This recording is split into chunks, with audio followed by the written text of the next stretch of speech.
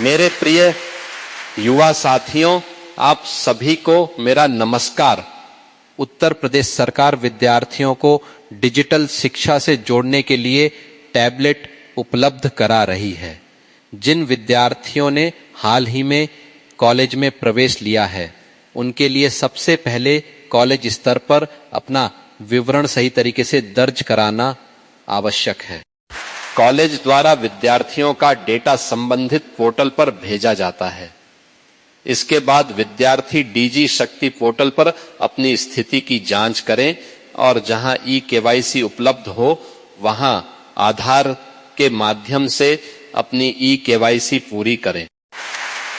E-KYC पूरी होने के बाद विद्यार्थी को वितरण प्रक्रिया के अनुसार टैबलेट प्राप्त होता है। सभी विद्यार्थियों को एक साथ टैबलेट नहीं मिलता।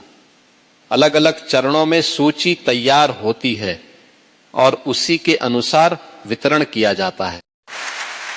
इसलिए नए विद्यार्थी अपने कॉलेज से जानकारी लेते रहें, अपना विवरण सही रखें और डीजी शक्ति पोर्टल पर स्थिति जांचते रहें।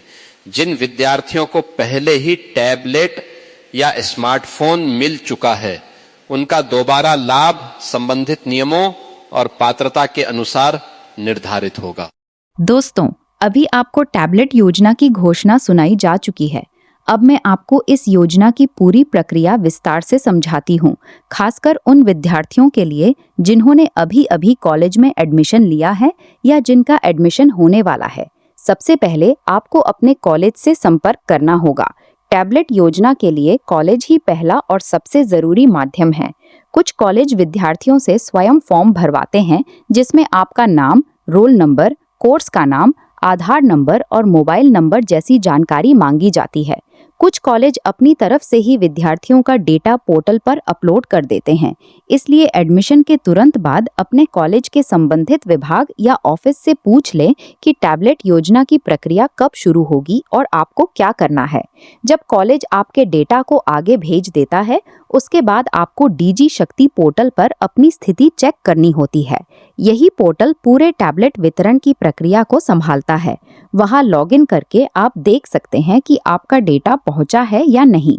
इसके बाद आता है सबसे महत्वपूर्ण चरण, ई-केवाईसी। ई-केवाईसी के बिना आगे की प्रक्रिया नहीं बढ़ती। इसके लिए आपको अपना आधार नंबर और आधार से जुड़ा मोबाइल नंबर चाहिए। उसी मोबाइल नंबर पर ओटीपी आएगा। ओटीपी सही दर्ज करने के बाद आपकी ई-केवाईसी पूरी हो जाएगी। अगर आपका मोबाइल नंबर आधार से लिंक नहीं है, तो पहले उसे लिंक करवा लें, नहीं तो समस्या आ सकती है। ई-केवाईसी पूरी होने के बाद आपको धैर्य के साथ इंतजार करना होगा। ध्यान रखिए, सभी विद्यार्थियों को एक साथ टैबलेट नहीं मिलता। सरकार अलग अलग चरणों में सूची जारी करती है। अगर पहली सूची में आपका नाम नहीं आता है तो निराश न हो। आगे आने वाली सूचियों में अपना नाम नियमित रूप से चेक करते रहें। कई बार दूसरी या तीसरी सूची में नाम आ जाता है।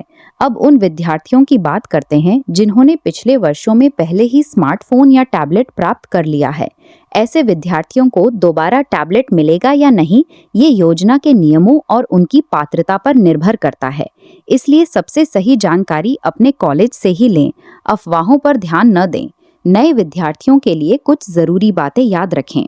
एडमिशन होते ही कॉलेज में टैबलेट योजना की जानकारी जरूर लें। अपना नाम, मोबाइल नंबर और आधार डिटेल सही और अपडेटेड रखें।